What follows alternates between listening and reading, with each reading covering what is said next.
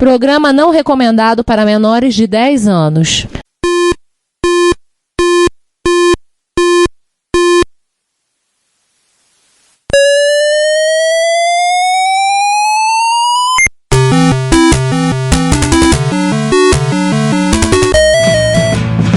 We bought it to help with your homework.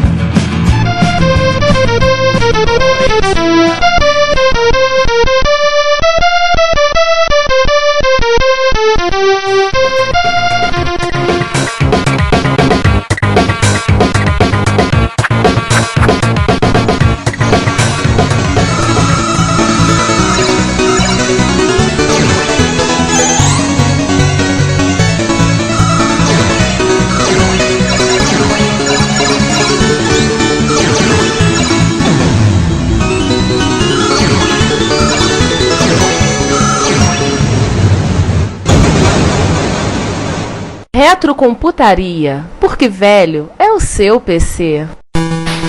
A PCI ainda existe? A PCI existe, claro. É que ela não vende a marca PCI. Mas você pega, por exemplo, a Lexmark, a impressora Lexmark é fabricada por eles. Que a PCI não é uma marca, é uma empresa. A única vez que a PCI botou a marca dela num produto foi no Amiga. Você não vai ver nenhum produto com a marca PCI. Não é uma máquina que é LG, Sony, Sharp, eles não fazem isso. Agora, pra falar a verdade, eu não sei se a PCI existe ainda como ela era. Eu nunca pesquisei isso, eu não vou nem falar, porque devia falar uma besteira aí, né? Mas até há pouco tempo atrás ela existia do mesmo jeito. E é uma das maiores empresas do Brasil, porque justamente por causa dessa mobilidade deles. Eles podem fazer qualquer coisa a hora que eles quiserem. E o Amiga foi o primeiro produto que eles resolveram investir a marca deles no produto. É que deu tão errado pra eles que eles pararam de fazer isso. Você não vê produto da PC. Só que deu errado inteiro, porque o que ferrou o Amiga foi o fato da Commodore ter falido, porque ele era um Amiga que tinha tudo pra ter frente. Ele era pra ser hoje o que a Apple é hoje, era pra Commodore ser talvez mais, porque ela era uma empresa forte. Ela tinha um produto bom, tinha uma série de coisas, mas não sei lá o que eles fizeram que não deu. E aí que tá o negócio. Naquela época, eu já acessava a internet. Eu pegava meu telefonezinho, discava lá para os Estados Unidos, acessava um BBS de lá, o AOL, né? Era o mais fácil de conseguir. E eu tinha contato com grupos, etc. Quer dizer, ninguém aqui no Brasil nem sabia que internet tinha, eu já estava acessando. O pessoal estava no BBS e eu estava lá na internet. E eu participava de grupos do Amiga. Tudo por quê? Porque eu usava o computador, eu queria saber como é que ele tá. Primeira reunião que eu tive na PCI, os caras falando, Amiga 600, sei lá, vai arrebentar. Quando eles me pediram pra eu falar, eu falei assim, eu acho que vocês não deviam vender esse micro.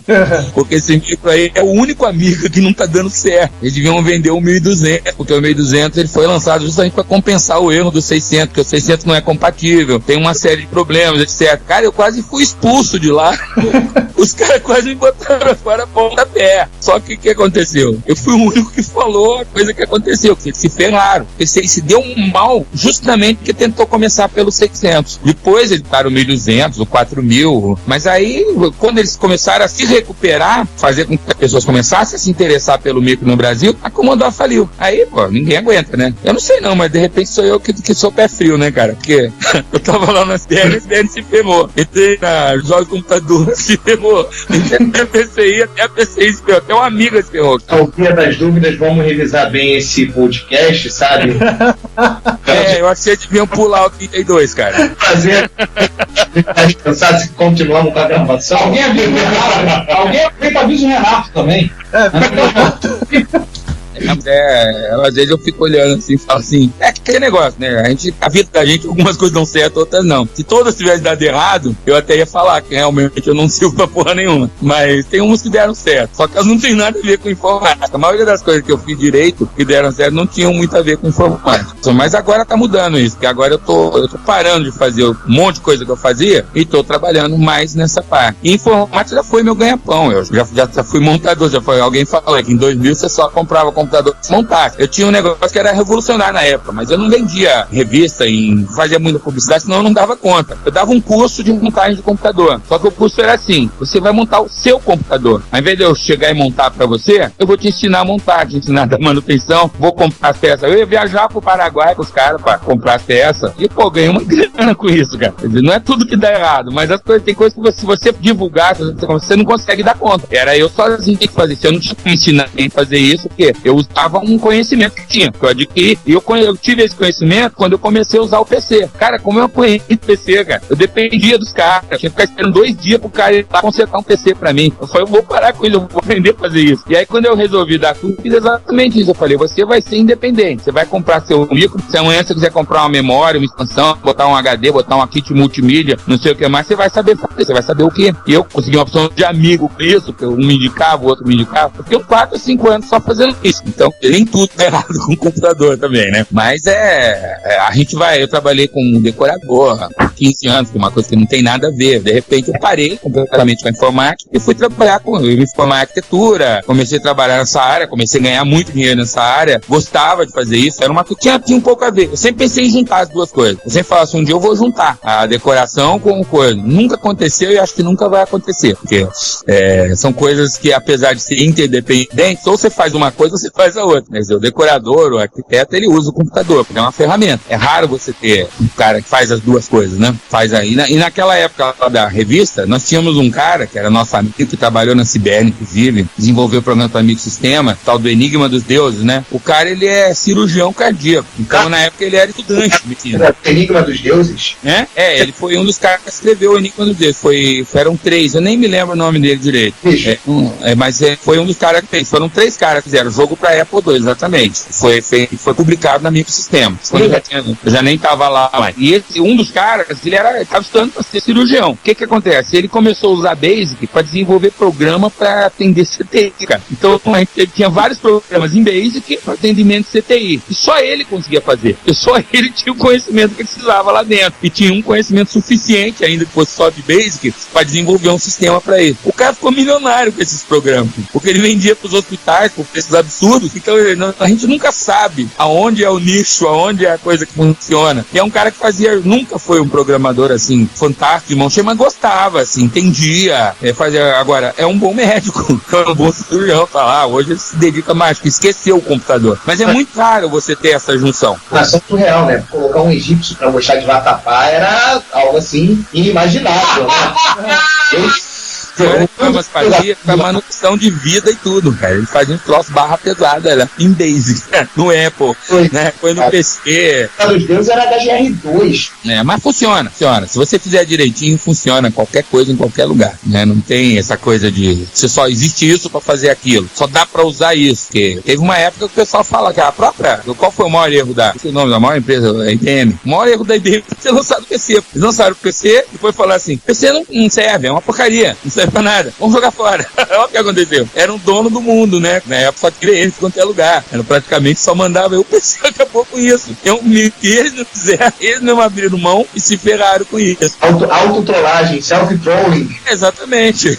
Aquela coisa. Mas é aquela coisa, pra que a IBM, no início dos anos 80, ia se preocupar com vender computador pessoal? Se eles estavam praticamente. Todo mundo tinha que comprar mainframe com eles e médico com eles, porque eles iam se preocupar com o computador pessoal. Erraram, né? Enfim, mas é uma outra história. Divino, tem uma outra pergunta que por acaso tem a ver com a PCI e com esse papo aí da Amiga 600. Você chegou a trabalhar no showroom da PCI apresentando a plataforma para as pessoas? Eu que montei aquele showroom, eu trabalhava lá assim. Então eu acho que eu te conheço, pessoalmente. Olha! Na PCI de Rio. Agora vai ser minha vez, porque é o seguinte, quando eu era garoto, eu estava a fim de comprar uma amiga. Nas propagandas todas, meu pai chegou e falou, pô, vamos ver qual é. Ele gostou da propaganda, viu o negócio tudo, e foi lá. A gente foi, conversou com a pessoa funcionário, que pelo visto era você, tem mais grande chance de ser você, e justamente você na época, você aconselhou a gente não comprar uma Amiga 600. Claro, né? Eu aconselhei os diretores da PCI a não venderem, eu ia vender pra alguém lá. Eu sempre fui honesto, cara. Sim. Mesmo quando eu fui desonesto, eu fui honesto. A gente chegou lá e a gente saiu de lá convictos que eu Amiga 500. Eu acabei adquirindo uma Amiga 500, graças a você. Mas você comprou o 600? Não, eu comprei o 500. Eu segui pelo conselho. Ainda bem, senão agora você tá querendo me dar porrada. Fala uma coisa pro meu pai que já convenceu ele. Ó, Amiga 500 por aí tá mais barato que o 600 aqui da PCI. E o micro é melhor. Acabou! Ele apertou sua mão feliz e contente e comprou 500 por fora. Eu, na verdade, eu teria te aconselhado a comprar o 1.200 se ele já estivesse disponível, porque ele foi o melhor amigo que fizeram. O 1.200 e o 4.000 foram os melhores computadores, mas infelizmente eles apareceram já no final da empresa, né? Exatamente. Então, pouca gente conhece eles direito como deveria. E a grande principal de todas as diferenças é o chipset AGA, né? Ele trabalha com AGA em vez de PCS. Isso daí, só isso por si já compensa a compra dele ao invés de qualquer outro. Mas, poxa, então, confirmando aqui, eu não sei se você deve estar lembrado, porque ficou muita gente. E... tinha bastante gente, graças a Deus. O mais interessante, uma vez entrou um cara lá na PCI, o cara entrou, ele andou de um jeito que eu falei assim, cara, eu já vi um cara andando desse jeito. Aí eu me lembrei, cara, que ele tava andando que nem um desenho que eu tinha visto uma vez no cinema, de um curta-metragem. Era alguma coisa Magalhães, que é o cara que faz a Anima Mundi, que criou a Anima Mundi. Ele foi lá na PCI, ele ia fazer a Anima Mundi 2 e foi lá. Só que quando ele entrou, eu falei, pô, eu já vi você no desenho, cara. Eu reconheci o cara pelo desenho. Foi engraçado, porque eu vi um desenho, gostei tanto do desenho e no final do desenho ele aparece. Ele mostra vários desenhos de um cara andando, ele anda num ângulo assim de uns 30 graus com o corpo inclinado pra trás, o cabelo caindo. E aí no final do desenho aparece o autor do desenho andando, ele anda daquele jeito, o cara anda daquele jeito, e o cabelo comprido e anda com o corpo inclinado uns 30 graus pra trás, uma coisa totalmente impensável, né? Quando ele entrou andando assim, eu reconheci o cara no ato. A PCI foi patrocinadora do segundo Anima Mundi, foi lá no Rio de Janeiro, foi um negócio legal pra caramba, foi uma das coisas mais bacanas que a gente fez, foi esse Anima Mundi. A PCI patrocinou quase tudo, a gente usou a Amiga, tinha oficinas de animação, tinha umas coisas fantásticas. E aconteceu assim, né? Porque as pessoas entravam ali, eu atendia todo mundo. Eu era o diretor, aí eu tinha pessoas, tudo, mas eu gostava disso, de falar com as pessoas, de ver o que elas precisavam, né? De fazer o que tem que fazer. Eu achava assim, se você convence um cara, esse cara vai falar bem pra outro, que vai falar pra outro, isso funciona. Por incrível que pareça, bom, hoje a gente sabe, né? Que funciona. Porque quando você faz um negócio legal, você tem aquele zoom, né? Aquele tititi, aquilo é legal. Aí todo mundo quer. Quando acontece o contrário, mesmo que você tenha uma coisa boa, esquece. Se sair um tititi que o negócio não funciona, danou-se, não dá mais certo. Então uma coisa boa da Amiga foi isso. Então, Divino, eu tenho que agradecer a você, porque além de você ter dado ótimas dicas pra gente, essa plataforma maravilhosa que foi o Amiga, pô, você foi o vendedor mais honesto que eu já vi na vida. Eu sempre fui um péssimo vendedor, cara. Eu nunca fui um bom vendedor. Justamente por isso, cara. Se eu tiver uma coisa ruim, eu falo, não leva, cara. É horrível isso, é horrível. Porque você sempre erra o tempo todo. Mas você é amigo, vale a pena. Eu sou um péssimo, nunca me contrato pra vender nada. A não ser que a coisa preste muito. Aí eu vou vender legal. Bom, agora, Guedes, todo mundo já fez sua graça, todo mundo já te entendeu, todo mundo já possui assunto até de merda, agora é minha vez. Vamos fazer um bate-papo. Eu pergunto, você responde rápido em curtas palavras. Vamos lá. Como você está desde os primórdios da informática, vivenciando esse mundo desde a época das revistinhas, computadores de 8 bits, está até hoje aqui, você vivenciou muitas das plataformas que hoje nós temos como lendas da informática mundial, inclusive. Nós temos plataformas como o RS-80, CDE, Spectrum, nós temos Apple e afins. Então vamos fazer um jogo bate-rápido. Eu vou te perguntar a plataforma e você me dá um parecer tipo assim, é uma bosta, é bom pra caracoles, foi a minha vida. Me dá um parecer rápido. Vamos nessa? Sei do jogo? Posso começar? Pode. Vamos lá, vamos começar. RS-80. RS-80 eu não conheço, não dá pra falar nada dele. Eu conheço muito pouco, mas eu gosto dele. Sinclair ZX81. É fantástico. Um dos melhores inventos que já fizeram foi o Sinclair. Considero o cara um gênio. Clive Sinclair é muito mais todos esses outros que o nego fica falando aí deles, achando que são. Ok, dá um software marcante do ZX81 pra você. Software marcante? Cavernas de Marte, pô. Vou falar qual, pô. Mas o melhor é o Tadeu Coringa da Silva lá, com certeza. Então vamos lá. Sinclair ZX Spectrum. Spectrum era a continuidade do GX, mas ele ficou intermediário porque quiseram fazer coisa melhor e a Sinclair faliu. Então ele ficou no meio do caminho, aí veio MSX, veio uma opção de coisa, matou, mas é um puta de um ícone. Software marcante pra você do Spectrum. do Spectrum, era um programa de desenho, não sei o que lá, Artist. Era fantástico, matava era melhor que Photoshop, pô. Era uma mãozinha virada com a outra, assim, segurando o pincel. Isso, era um negócio tipo o desenho do Da Vinci, que tinha uma mão desenhando outra mão. Era muito bom aquilo, não sei como eles conseguiram fazer aquilo no micro daquele. Fantástico, era mesmo fantástico. Vamos lá. Apple 2 Plus 2.0. E depois tem uma pegadinha no meio. Vamos lá. O Apple, pra mim, é o micro pessoal mesmo, na sua essência. É ele que realmente mudou o paradigma de que micro não podia. Agora, se tornou um micro datado, né? Ele ficou, mas o Mac tá aí até hoje, os tablets e etc. Ou seja, foi onde começou tudo. Eu acho que foi onde começou as coisas pra valer mesmo. Software marcante dessa plataforma pra você, Vini? Conan. Um joguinho chamado Conan. Muito bom. Puta, o jogo era gostoso pra caramba. Legal. Pra mim, nessa plataforma que marcou mais foi o Príncipe da Pérsia, que o cara conseguiu fazer milagre com aquilo. Mas, qual é o nome? Príncipe da Pérsia. Prince of Persia.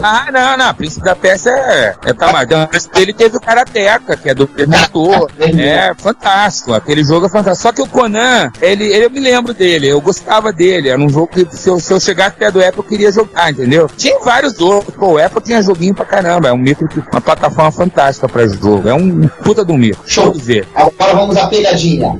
Pegadinha. Essa é a pegadinha, porque TK 2000 não deixa de ser Apple, mas também não é Apple. Vamos lá, TK 2000. Qual é o que eu não vi? TK 2000 é uma bosta, cara. É uma bosta. Bora. Não botava nada, cara. Eu tive ele queimou. Cara, eu liguei um TK2000, ele através da antena, ele queimou uma televisão minha, e mais um aparelho de som, e mais um vídeo cassete, cara, ele queimou tudo. Quando eu liguei o TK2000 no circuito, ele queimou tudo aquilo. Aquele micro não valia nada, cara. Joga fora se tiver com ele guardado, não vale a pena. Eu quebro. Não é videogame, computador, estragar a televisão, TK2000 para os pequenos.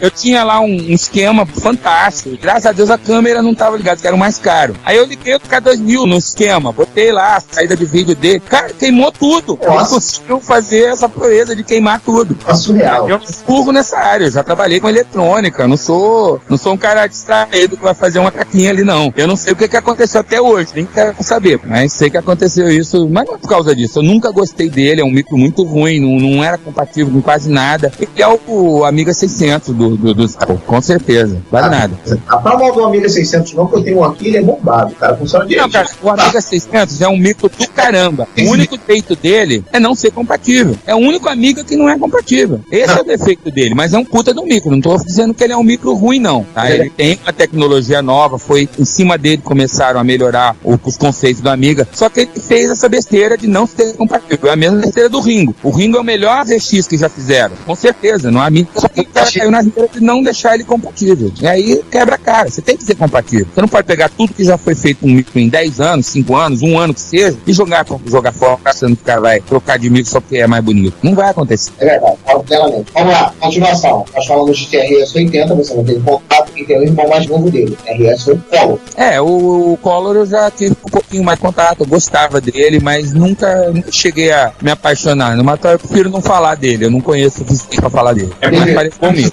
O Juan Castro vai ficar furioso. Com certeza. Exatamente. Tem algum software que você tenha chegado a gostar dele, algum software que você tenha visto? Olha, eu usei tão pouco o TRS que eu nem me lembro dos programas que tinha pra ele. Eu usei muito pouco. Sinceramente, não me lembro de nada dele. Mas é aquele negócio, mesma coisa que o TRS-80. Não tive contato, sim, apesar que eu lembro de algum programa. Mas o TRS Escola eu não lembro, né? Eu vi aqueles programas que tinha na Microsistemas, que tinha que testar, aquelas coisinhas todas, mas eu não tive contato com ele mesmo. Não, era outra área. Não dava pra conhecer todos, né? Ok, agora a pergunta, apesar de ser muito mainstream, ela vai um patamar além. Lembre se você pode ser linchado. MSX e MSX2. O MSX pra mim foi uma revolução.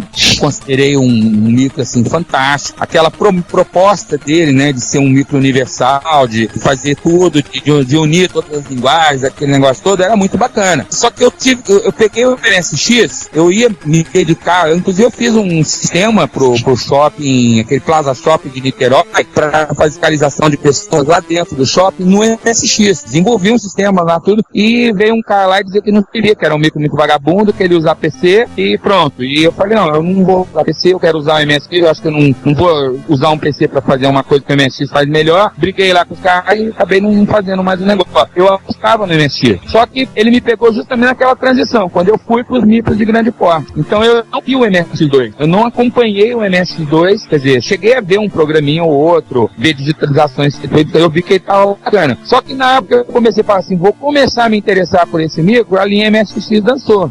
Ela praticamente saiu do mercado, mas você vê, o MSX tá até hoje aí, o MSX e o Amiga, eles têm o TK também, mas você não vê alguém usando um TK hoje, né? Eu tenho um lá em casa, eu tenho um GX81 que quer presente pra mim, tá falando, ó, toma aí, você vai querer, voltou pra mim, tipo, o bom filho a casa torna, né? Mas eu não consigo nem ligar ele, pô, não tem televisão que dá pra botar o conector dele, é triste isso, então você não vai ver. Agora, MSX, você tem cara que usa o Amiga, você vai em produtor de vídeo, tem cara usando Amiga, então são micros que marcaram a época e vão ficar. Então, eu acho que o MSX2, ele teria tudo pra evoluir mais se não fosse comido pelos micros que foi quando o PC começou a se tornar mesmo um computador pessoal, e era uma briga injusta, porque já tinha uma base de dados, já tinha a própria Microsoft, porque você faltou pro MSX a própria Microsoft, porque inclusive o MSX, vocês sabem, né, que o DOS do MSX foi feito, é o mesmo da Microsoft, foi feito pela Microsoft, só que o Bill Gates abandonou o MSX. Se o Bill Gates tivesse ficado no MSX, provavelmente a gente estaria todo mundo usando MSX 3, 4, 5, sei lá, até hoje. É um puta do micro. Eu gosto do MSX, tive o meu MSX, aliás, eu tenho MSX, eu tenho um Gradiente lá em casa também, Gradiente monitores aqui, com aquele da TED, eu tenho lá numa casa,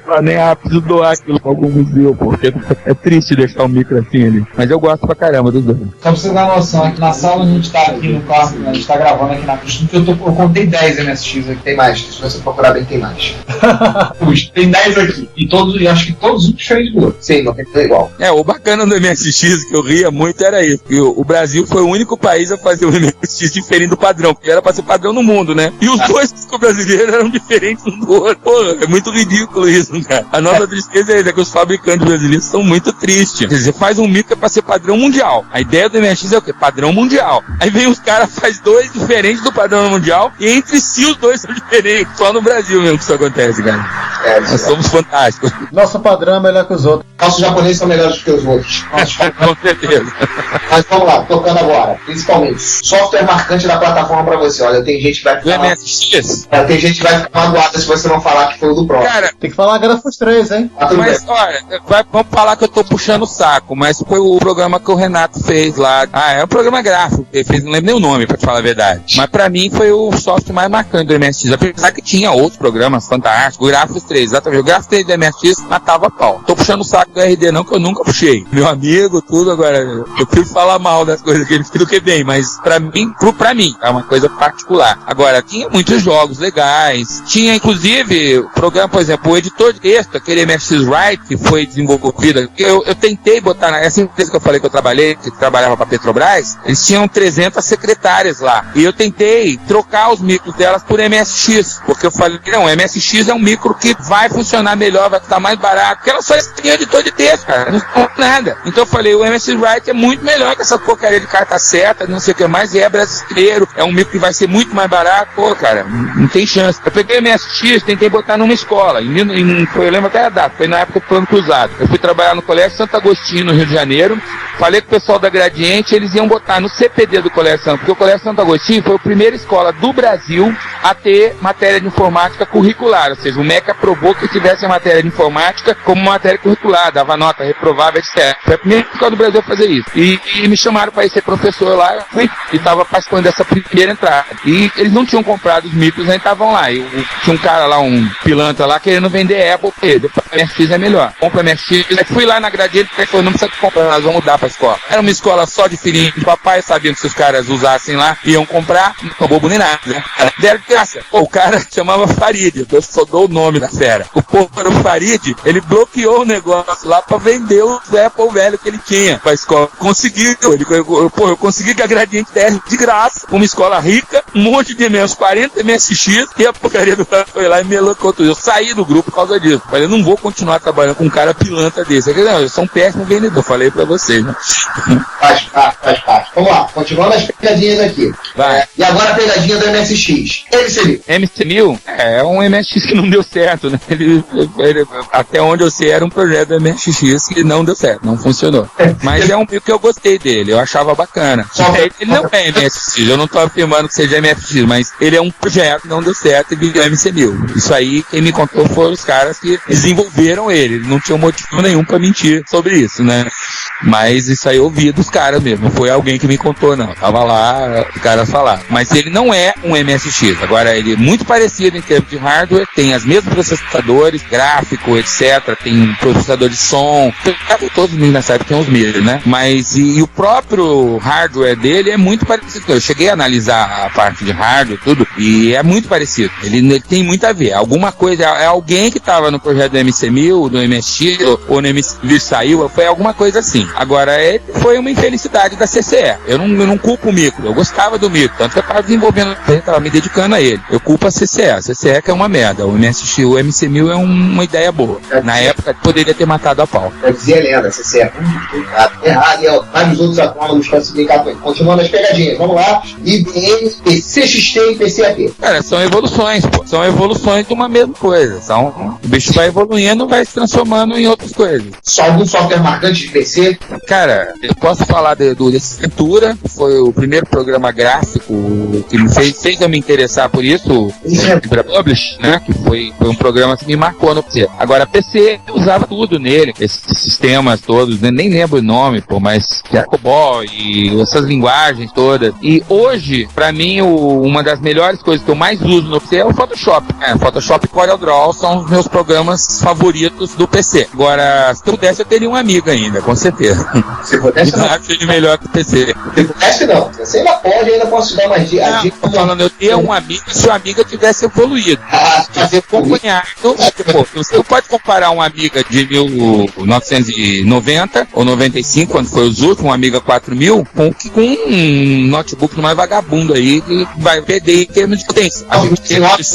De arquitetura, não existe nenhum micro, nem a Macintosh. Não existe nenhum micro hoje que barra a arquitetura do Amiga. Então, o que eu queria é que o Amiga tivesse continuado. Eu escrevi 1º de abril, não sei se foi no ano passado ou no retrasado, que muita gente acreditou, né? Que eu falei que era um Amiga que emulava todos os outros computadores por hardware, que tinha um controle de ring, que eram anéis que você punha nos dedos e substituíam o mouse. Eu escrevi um troço, pô, até eu tava acreditando no Terminate, né? E todo mundo que leu tava querendo saber onde tava isso, né? Mas é mais opção que seria hoje, se ele tivesse funcionado. Mas eu, o meu micro é o PC. Até gostaria de ter um Mac, mas não tenho grana pra comprar um Mac hoje e manter, né? Porque pra comprar até dá, mas pra manter não dá. Então, para terminar, nós já sabemos a tua opinião sobre a Amiga, já sabemos que vai ter uma plataforma, etc. Software marcante dele. É um programa gráfico também, aquele do... Na verdade, nós falamos sobre aquele programa da mãozinha, mas acho que essa mãozinha que desenhava a outra era no Amiga que tinha. Não, eu tenho certeza que era do Schleck. Dizia a mãozinha, que eu me lembro que era uma gravura do Ash. Da Vinci. Olha, do Ash. Eu lembro que eu tenho essa gravura do Ash. É uma mão desenhada. Na verdade, os programas mais marcantes pra mim são sempre os programas gráficos. O Amiga, não vou nem falar de programa, mas de um sistema, que é o Video Toaster. Não tinha nada melhor do que isso, nunca existiu nada melhor do que isso, nunca apareceu nada melhor do que isso. Infelizmente, o Amiga morreu, também morreu essa ideia do Video Toaster, que era um sistema para edição de vídeo completo, com tudo, programa 3D. Não parece não. A Newtek ainda existe, fazendo a toaster para eu até sei que existe. Inclusive, eles vieram no Rio uma vez, e eu chamei um pessoal pra ir lá, e eles tiveram que repetir o evento 3 vezes, porque foi mais de 1000 pessoas no hotel que cabia 200. Então, eles tiveram que repetir o evento, porque era um negócio do toaster que eles estavam fazendo pra PC. Na verdade, nem era PC. O PC entrava ali de figurante. Era uma plataforma completa que usava o PC para quebrar o galho. Só que não é a mesma coisa que era com o Amiga, porque quando ele usava isso no Amiga, era o meu maior argumento. Eu vendi o toaster pro Banco Bamerindos, porque o Banco Bamerindos foi um dos primeiros bancos a criar sistema online para fazer filmagem, para dar curso online, etc. Eu vendi o toaster para eles com esse argumento. Ele era barato. Você, quando pegava um Amiga mais o toaster, você por $15 mil, que era o preço que ele custava no Brasil, porque lá nos Estados Unidos era só 5 mil, você fazia o que um equipamento similar ia custar pelo menos $100. E quem me falou isso não fui eu que fiz os cálculos, não. Foi o pessoal lá da Globo, o José Dias, porque ele falou pra mim, quando eu levei o toaster pra vender pra ele. Ele falou, você botar isso aqui pro meu emprego, porque eu uso um equipamento que custa $100 mil e você tá me mostrando um equipamento que custa 15 mil que faz a mesma coisa. Isso é sacanagem. Isso na minha cara. E não consegui vender o toaster pra Globo. Mas quase, eu cheguei a dar curso lá, fazer uma opção de coisa, mas não vendi pra ele. Mas o toaster foi a melhor coisa do Amiga, foi o toaster, com certeza. As versões já mais avançadas do toaster, já lá pro Amiga da Amiga, a placa já tinha vertentes para edição linear e não linear. Você tinha acoplar na própria placa, ela já tinha essa IPS, acoplava um HD IDE nela. Então você já... Ele fazia coisas do arco da velha numa época em que ninguém fazia. Essa que é a verdade. Eu sempre falo isso. Quando o Bill Gates, que eu conto no dia, tem uma visão do cacete, ele falava assim, 640 KB é mais do que suficiente. O Jay Miner falava que hoje a memória tá cara, mas daqui a pouco nós vamos ter memória suficiente porque o micro se alimenta de memória. Ele não se alimenta de processador, ele precisa de memória. Hoje é IP. Você pega qualquer notebook com 4 GB de memória. Pô, nem existia GB naquela época. Assim como existia Tera. Não, hoje essa é uma observação do teu amigo que tá tentando trocar o notebook dele, só que ele não consegue, porque ele quer um notebook que, se não tenha 32 GB de memória, que ele possa colocar 32 GB de memória. Porque, tudo bem, ele usa o notebook dele, entre outras coisas, para rodar as máquinas virtuais e os experimentos loucos dele. Mas, tipo, se você pensar que hoje em dia a gente tá falando de 32 GB de memória, a sério... Até porque 1 mega de memória, naquela época do Amiga, custava em média $3-4 mil. 1 mega, não é 1 giga, é 1 mega. E hoje a gente bota giga, custa o quê? R$70, 4 giga, pô. É ridículo, é uma coisa que eu gosto, eu acho que é bom, acho que de pena que não era assim antes. Peguei já a época de PC, quando eu montei meu primeiro PC, tirando o XT, claro, meu primeiro 286, quando eu montei ele, eu peguei a conversão de 1 para 1. Era 1 mega, custava $1. Para conseguir comprar uma placa de 128 megas, eu tinha $108. Mais ou menos. Divino, pra gente encerrar essa conversa, o que você tá fazendo hoje de bom da vida, além de gravar esse podcast com a gente numa tarde chuvosa? Cara, é o que eu falei pra vocês o tempo todo, eu tô investindo na molecada. Então, eu continuo desenvolvendo jogos, eu tô querendo botar a MS de pé de novo, tô trabalhando muito com educação à distância, tanto que eu tô fazendo curso de pedagogia pra não depender de professor, de quem tem o curso, porque você fica dependendo do cara, o cara não sabe nada do que você faz, e então eu vou lá e aprendo o que ele faz. E eu faço muita coisa, eu sou técnico de segurança, eu preciso sobreviver, né? Então, como eu sei que eu não vou sobreviver de informática, eu ganho dinheiro de um lado e do outro lado eu faço. A minha preocupação hoje é trabalhar com educação. Eu quero trabalhar com educação e com criança. Então eu estou desenvolvendo para tablet, estou fazendo uma série de coisas, sim, legais nesse sentido, mas que ainda estão muito pequenininhas. Eu não vou nem falar sobre as coisas que eu estou fazendo, mas um dia vocês vão ouvir falar daqui um ano, 2 anos, por aí. Vocês vão estar vendo algumas novidades acontecerem e eu vou estar lá. Nosso ouvinte, o mais interessante é a lembrança da volta da Microsistemas, né, no projeto do site. Qual é o do site, mano? Eu já me cadastrei lá e criei minha conta. Tem que entrar lá e começar a mandar material. O site da MS, eu tô fazendo basicamente sozinho. Na verdade, eu tenho um grupo aí de alunos que eu tô ensinando web design, etc. Que eu pretendo botar eles para trabalhar para fazer isso. Mas eu não tenho tempo para isso. Infelizmente, eu tenho muitas coisas que eu faço, mas eu tenho poucos braços, tem só 2. Então, o cérebro, ele precisava de uns 10 braços para poder conseguir fazer todas as coisas. Mas aos pouquinhos a gente vai fazendo. Eu já aprendi uma coisa, né? O tempo passa, mas as coisas não precisam parar. Elas continuam funcionando, isso é uma coisa bacana. Quando a gente aprende isso, fica tudo mais fácil. Qual é o site mesmo da MS? Revistamicrosistemas.com.br. Na verdade, eu não vou concentrar a revista, é o site oficial. A revista vai aparecer em tudo quanto é lugar. Você vai entrar lá no Yahoo, tá lá, você vai entrar no qualquer sistemazinho que esteja famoso, qualquer rede social, você vai ter a revista lá, interligando essas interfaces, entendeu? O que eu escrevo lá no site vai pro Facebook, vai pra Twitter, vai pra qualquer lugar. Então você escolhe onde você quer ver a MS. Você não precisa ir no site pra ver. Agora, se você estiver lá no site, você vai colaborar, você vai participar. Por exemplo, eu tô montando lá agora o grupo de beta teste. Alguns de vocês já estão lá. Por quê? O beta teste é o cara que vai me ajudar a eu não fazer besteira. Porque se eu botar só o que eu penso, eu não vou ter um amigo Sistemas. A Amigo Sistemas, o bacana dela, e eu aprendi estando lá dentro, é que ela era feita dos leitores, tá? Tudo bem, não vamos desmerecer a Alda Campos, não vamos desmerecer o RD, porque o RD, ele criou uma marca, ele conseguia captar dentro das pessoas e botar as coisas pra frente. Então, tem importância essa pessoa, mas o mais importante ali sempre foram os leitores, como é em qualquer outro lugar. Tira os usuários de qualquer lugar, o lugar faz do mundo que ele se ferra. Ele vive de usuário. Não, o usuário não paga nada, quem paga é o anunciante. Pô, qual anunciante vai pagar se não tiver usuário? Nenhum. Tem que ter usuário, mas você não faz nada. Então, acho que a gente pode fechar por aqui? Podemos. Divino, muito obrigado pela conversa. Muito obrigado por essa conversa com a gente. Isso foi extremamente interessante, produtivo saber. Tem muita coisa que a gente sabia de um lado, você acabou contando o outro lado. Muita história interessante que a gente Muita coisa que a gente não sabia. Revelações bombásticas, por exemplo. Ladrona é ótimo, né? Ladrona.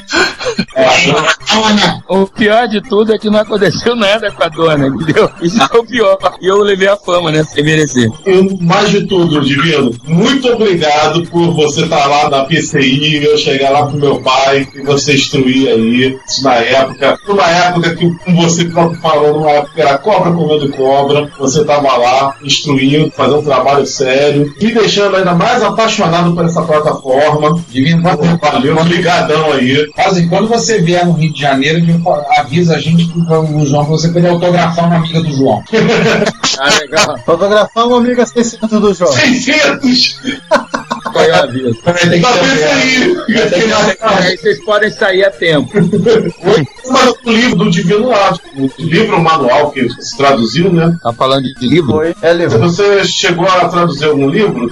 Não, nunca traduzi. Quem fez tradução foi o Cláudio Costa, que é um dos nossos amigos da época da Mix Sistemas também, que era capista lá, e ele é tradutor também. Ele fez a tradução de Manual de Amiga, O Vermelho da Amiga, fez uma tradução boa pra caramba e fez várias. Mas eu nunca trabalhei com isso, com tradução. Em inglês nunca foi meu forte, na verdade é o meu fraco. É que tem um livro que tem o teu nome lá, eu não sei se botaram o teu nome como consultor, alguma coisa assim. Eu fiz muita coisa. Na época da MX Micro, eu cheguei a fazer CDs não, disquete, né?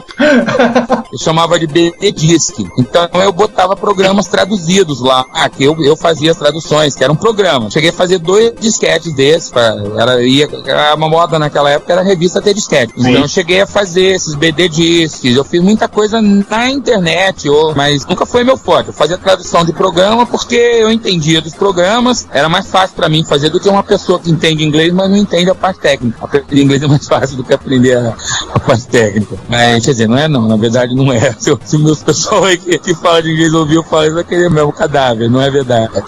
Tudo tem a sua especialização, sua coisa, mas tem coisas que a gente faz com mais facilidade, né? Mas eu nunca mexi com livro, nada. Vou mexer ainda pretendo fazer algumas coisas aí, mas eu nunca fiz nada nessa área. Divino, eu acho que tem um desses berdistas até hoje lá em casa. Se eu achar... Chamava BD Disc. BD era de... Pô, o que era BD mesmo que eu não me lembro?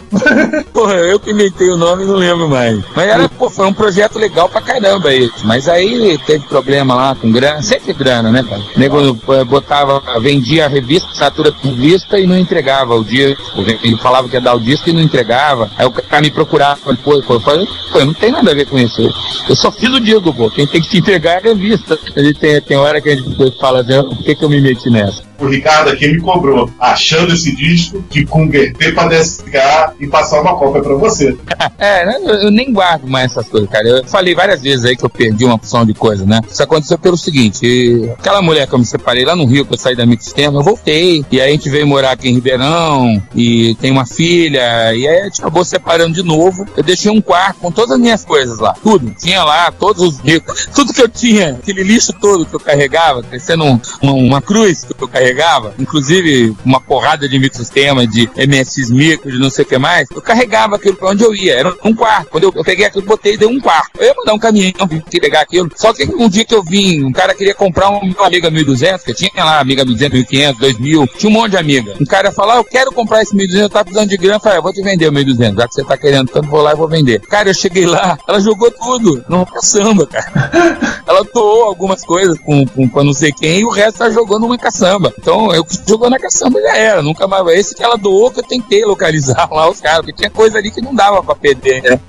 Então, depois que aconteceu isso, eu fiquei muito puto com ela. Falei, nossa, foi a pior coisa que você fez na minha vida. Depois não, hoje eu agradeço, foi a melhor coisa, eu não carrego mais essas coisas. Tudo bem, já tô começando a fazer coleção de novo. O cara me deu lá o GX81, me deu um gradinho, mas eu vou dar isso pro museu, vou dar isso pra algum lugar que tenha utilidade, porque eu não vou usar mais isso. Hoje eu não tenho nem 2 micros mais, antigamente eu tinha 10 micros pra trabalhar. Ficava em vários micros, não sei porquê, eu era maluco. Hoje eu tenho o meu notebook, tudo bem, tenho um tablet também pra quebrar meu galho, tenho um micro de mesa porque eu preciso num outro trabalho, mas eu uso só um. Não fico mais com aquela loucura de digitar em 4 teclados ao mesmo tempo. Então eu não carrego mais. Essas coisas eu abri mão. Então não me deem nada daquela época, por favor. Digitalizem e me mandem que eu guardo num DVD, fica muito mais legal. Nesse momento o Sandro tá tendo um baita sentimento de culpa.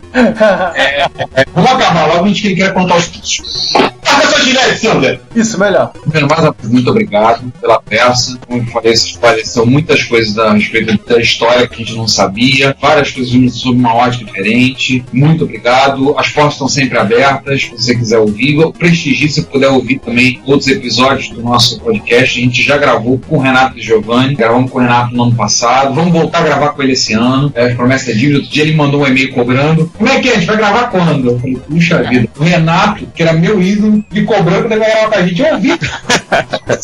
Puxa vida, cara. Essas coisas são muito boas. Na verdade, eu que agradeço a vocês, porque se a gente esquecer o que a gente fez, ou esquecer do passado, você não vai fazer mais nada pra frente. Você tem que lembrar dessas coisas e vocês fazem isso, porque você não vai lembrar disso à toa, né? Divino, assim, você não tem que agradecer a gente é que tem que agradecer, porque, primeiro, eu, César de 2003, eu tô falando pro César de 85, 86, 87, que eu tive a oportunidade de falar com o Divino Leitão, e ele tá muito feliz. Eu acho bacana você falar isso, porque eu sempre fiz isso, eu achava que eu tava fazendo a coisa certa, né? E é bom ver que eu tava mesmo, você tá confirmando isso pra mim, porque nem sempre as pessoas voltam pra falar, ó, legal, deu certo.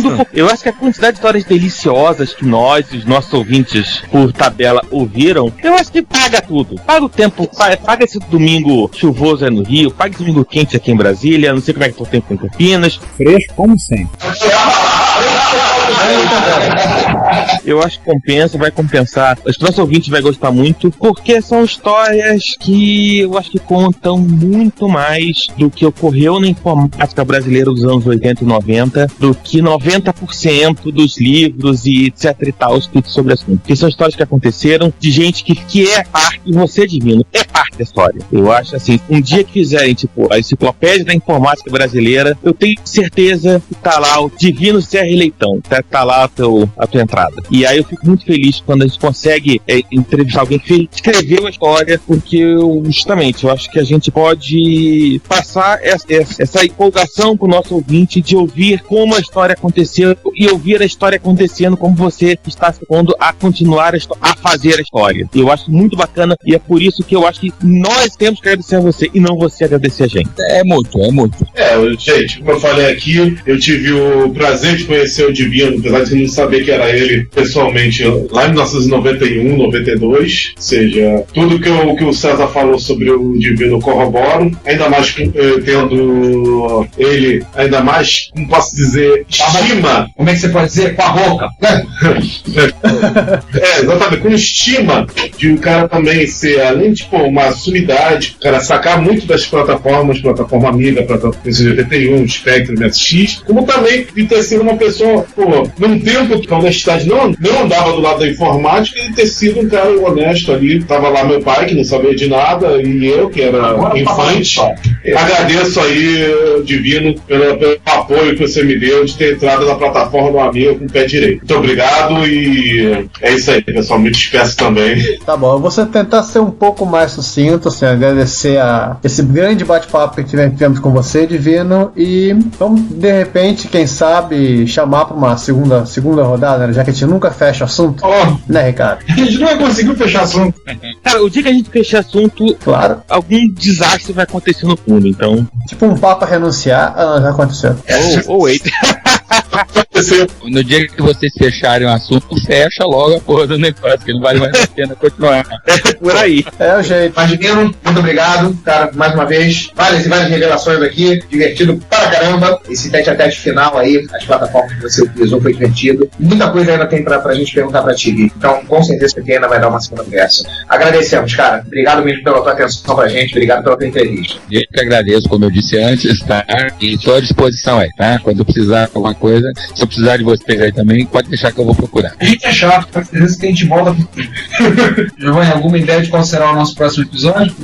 Boa pergunta. Tem que alimentar o sorteador automático de pauta e torcer pra ser alguma coisa que a gente saiba o assunto. É, o problema é que a gente não sabe o assunto, né? Pois é. Cara, a gente nunca sabe o assunto. Vamos abrir o jogo? Aham. Então, A gente nunca sabe o assunto. A gente enrola muito bem. Essa que é a grande verdade. tá bom. Nós enrolamos 32 episódios. A grande verdade é que a gente escreve qualquer coisa no Google e pega a primeira resposta específica de retrocomputação. Às vezes tem alguma semelhança com a realidade. Mas enfim, a gente tá enrolando bem uns 32 episódios. Essa que é a grande verdade. Estamos enrolando bem há 3 anos, né?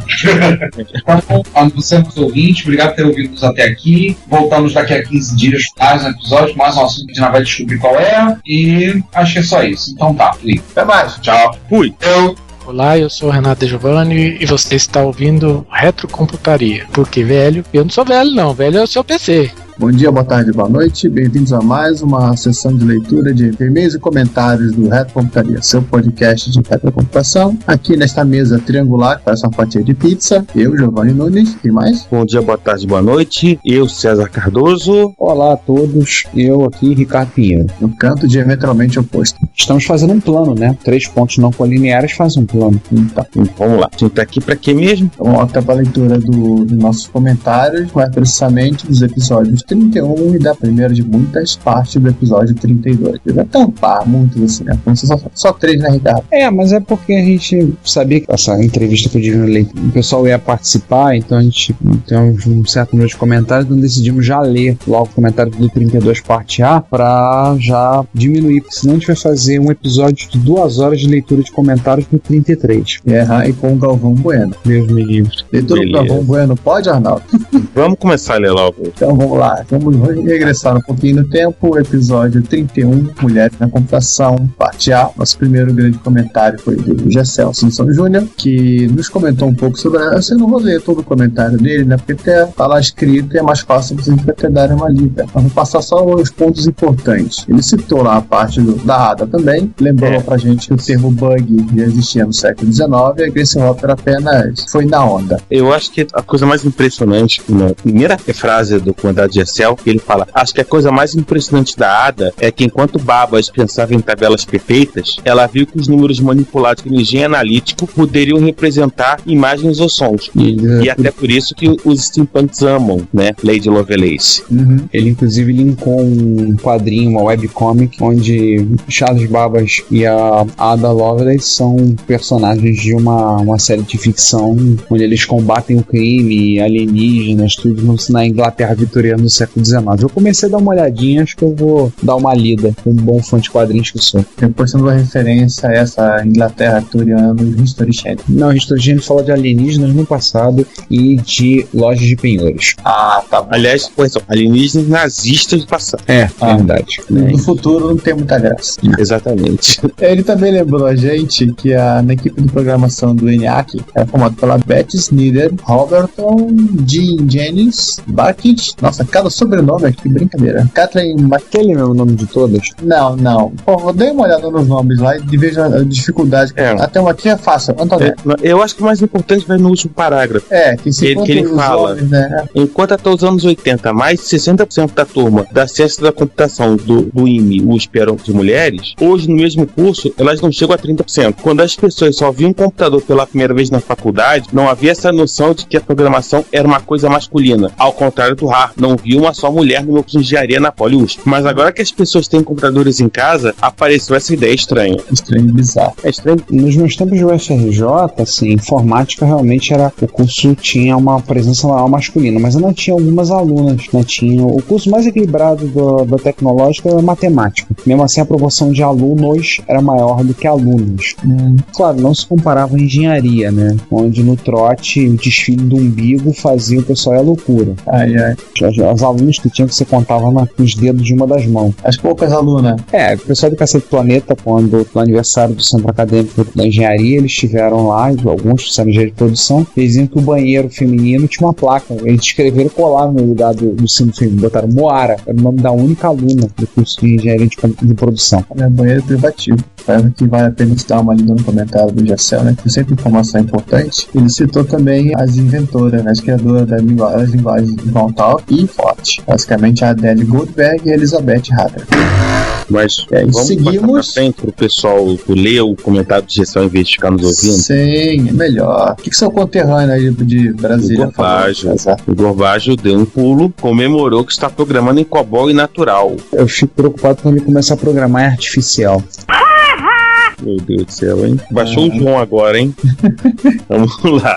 A linguagem Natural, ela tem uma concorrente, entre aspas, que está criada por uma empresa que vendeu vários sistemas de Natural. Eles resolveram chamar a linguagem de Obvious. Enfim, ele comenta que o acesso ao banco e a regra de negócio fica com COBOL e a camada de apresentação, que era em Natural, agora está em Java, até porque a camada de apresentação também está baixando muitas vezes o mainframe. O pessoal chama de plataforma baixa. Plataforma baixa. Né? Em mainframe de PCs são plataforma baixa. Ou Microlândia. Enfim.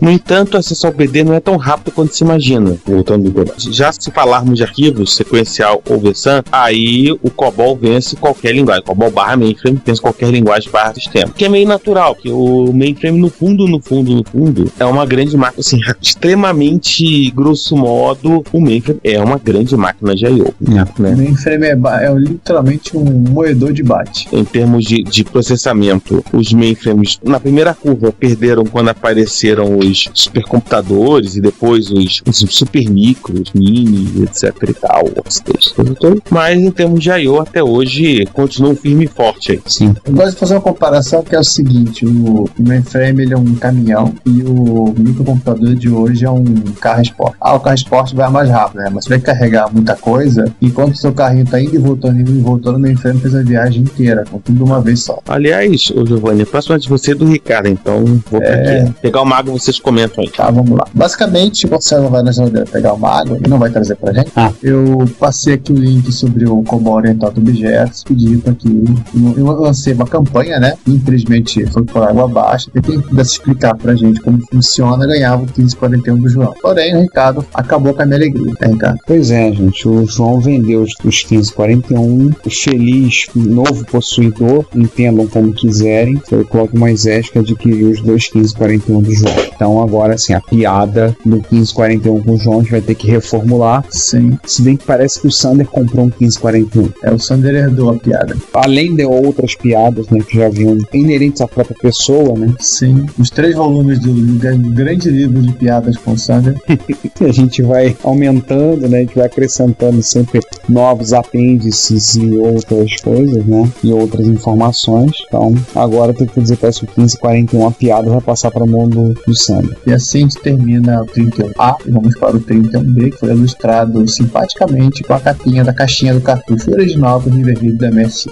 E tá bem claro na caixa lá quem produziu. Activision, o Carol Shaw.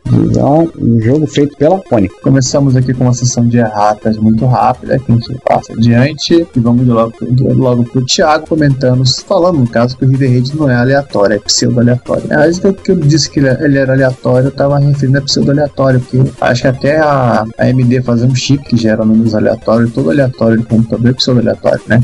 Ele fala que é bem interessante por conta da limitação dos fantásticos 256 bytes de ROM. Aquele lance do placar, né? Você troca de bitmark. Se você, não é um podcast de retro game, mas acho uma das coisas mais impressionantes como as pessoas faziam coisa do arco da velha família com o Atari 2600 com 256 bytes. Tem inclusive um livro bem interessante, aquele Eu não tô falando nem no final, não, porque no final a gente sabe que em toda geração de videogames os melhores jogos são sempre os que ficam pro final, que é justamente quando o pessoal já tem o conhecimento da máquina, etc, etc, Não, etc. claro. Então, assim, no início mesmo, se vocês observaram, tipo, sempre foi uma coisa, meu Deus, como é que eu faço isso aqui? O negócio era tenso.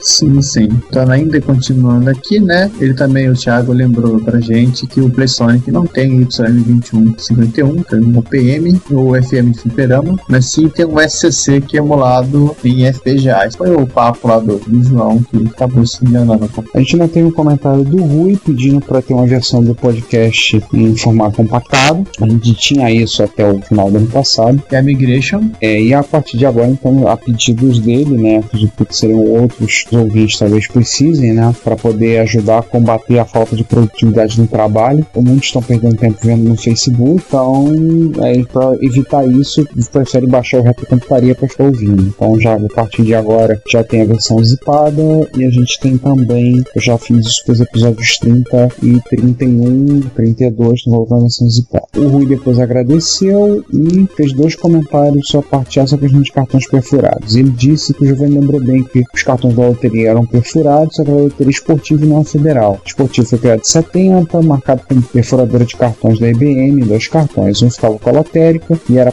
enviado para processamento, e o outro ficava como comprovante do apostador. Como o cartão para processamento era um cartão perfurado, o comprovante idêntico também era, mas o cartão do apostador nunca chegava a passar por uma máquina leitora de cartões. Na época era um sistema ultra sofisticado e representava o máximo da modernidade. 40 anos atrás, né? Até porque não era todo mundo que tinha uma perfuradora de cartão em casa, né? Pois é. E ninguém ia invalidar seu cartão perfurando furos além da conta, né?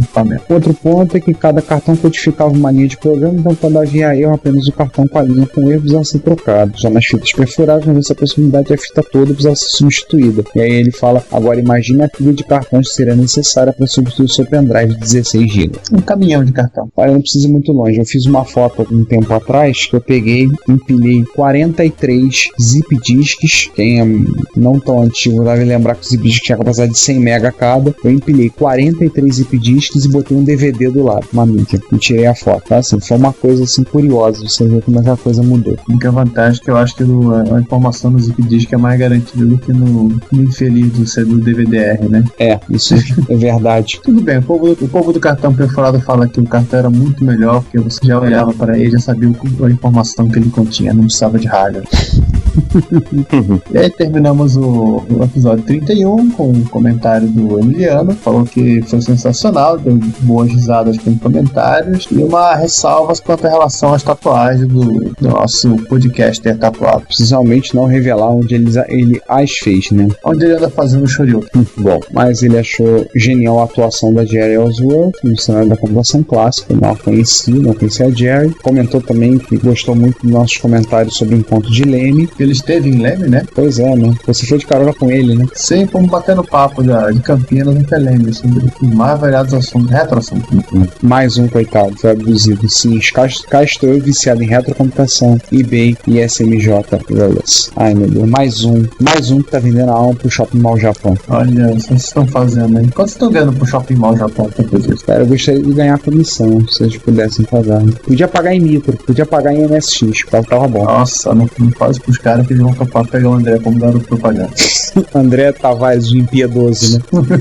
E assim encerramos o 31, né? E vamos logo para a primeira parte de muitas do episódio 32, com a nossa entrevista com o Divino Leitão. E começamos com a divertidíssimo comentário do Juan, muito chateado porque no link que nós passamos só tinha alguns programas que publicados na meio dos sistemas do 81, do 71. Não tinha o teste aí, coitado.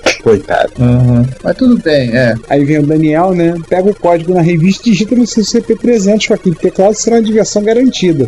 Pois é. Né? Enfim, a trollagem ela não tem fim, né? A trollagem não pode ter fim, porque tem que lembrar que é o Let's Party lá que... Como é que é? 1979. Smashing Pumpkins, 1979. Que aqui é com uma garrafinha de Coca-Cola e um CP300 na mão. Né? Girando o som do jogo com radinho AM, pegando interferência dos 80. Que beleza. Uau. Sim, isso foi antes da regulação da FCC e das caixas de metal dos computadores. Quando já é um tanque expanso. Malditas caixas metálicas. Martins. Ah não, gente, pô, se não fossem elas, a gente não faria piada com os STLMon até hoje. Se fosse elas, por que a gente ia primeiro tirar os companheiros? Aí o segundo comentário, né, foi do nosso próprio entrevistado, falando que ele gostou bastante e que foi bom falar ao microfone, mas, quer dizer, não sou bom de falar ao microfone, mas deu pra aguentar. Enfim, eu acho que foi super bacana. A gente agradece o Divino por ter topado essa maluquice. Foi um papo muito divertido, muito legal, né? Aí tivemos o comentário do Leonardo Soares, né, sem desmerecer outras entrevistas, essa matou a pau, viu muito e é legal que eu acredito. Mesmo alguém que não viveu a microinformática nos 80 consegue facilmente ter uma ideia de como era a produção de software e literatura para a área. Esperando pela parte B, parabéns a todos. A casa agradece. Obrigado. Ele nem faz ideia de que vai ter a parte C. Pois é, né? Comentário seguinte, Gessel comentando sobre o Ventura, que saiu para o Gen, da Digital Research, primeira versão, e posteriormente para o Windows e primeiro PageMaker, Aldus e todo o resto, que é originário para Mac. Aí depois vem um super, ultra, mega comentário do Divino, falando sobre digitalização eletrônica. Crianças leiam e aprendam, vejam como era a vida. Aí eu dei um pitaco aqui. Vocês lembram do Jornal Povo no Rio, né? Lembra? Ele existe até hoje. Ainda existe? Eu vi esses dias o Povo, inclusive na... Não, mas tem... tá certo, o Povo de Coutinho. É uma notícia que fechou. Isso. O Povo do Rio continua, 2 páginas, capa colorida. Ele não tem mais aquelas doses cavalares de sangue que ele tinha nos anos 90. É porque eles iam gastar muita tinta. Todo mundo lembra, que nos anos 90 lembra do Povo com as mortes, as chacinas e mortes horríveis e ensanguentados, em alguns casos talvez exagerados com mertiolate. Mas justamente em 91 toda a redação deles já era informatizada. Eles tinham carta certa lá para o jornalista, para digitar as matérias, e um cara editava num software desenvolvido para diagramação chamado Página Certa, que era compatível com os arquivos. E essa máquina estava quase que ligada numa fotocompositora, onde o cara já imprimia da laser, né? Já gerava o fotolito ali, já botava as fotos do defunto fresquinho, desovado às 4h77 da manhã, lá em Gogodaema, para estampar a capa. Isso me faz lembrar uma capa do Povo, quando eu era aluno de 2º grau, que eu vi e tinha um degolado sujeito e a capa era ainda em preto e branco, a cabeça sendo erguida. Ah, eu lembro dessa capa. Você lembra dessa? Essa capa acho que circula em todos os colégios do Rio de Janeiro. Cara, com a cabeça no carrinho de mão. Olha, isso mesmo. Que não tinha e-mail na época, né? Não. Imagina. Imagina se tivesse o PowerPoint. Nossa, mano. Aí veio a continuação do papo ainda do Gessel, né? A parte de interação eletrônica junto com o Divino. Tá um ping-pong aqui que vale a pena vocês darem uma lida. A gente não vai ler porque, nossa, vai ficar muito longo de ficar lendo isso aqui. E que diz que é um bom até pro Poema em TC, né? Nossa, é verdade. O Jorge Santos, né? Jorge Santos, vocês estão de parabéns pelo episódio. Obrigado, Jorge. Então isso é muito didático e interessante. Posso garantir que fica aí Raul Unhas ansioso pela parte B. Espero que tenham gostado. E, por curiosidade, sobre o falido Mestre Lamarck, morei por anos ao lado de um prédio até hoje fechado e testado pela justiça. Ninguém compra pelo tamanho do problema. Essa foi uma coisa que eu citei acho que não foi no episódio passado, né? Na última gravação. Não lembro de ter ido ainda, mas eu lembro de ter comentado com o pessoal do prédio aqui da Média de Campinas, que é a parte de baixo, que hoje foi uma loja do patrão, né? Aí a Luísa comprou a loja do patrão, ela virou patroa.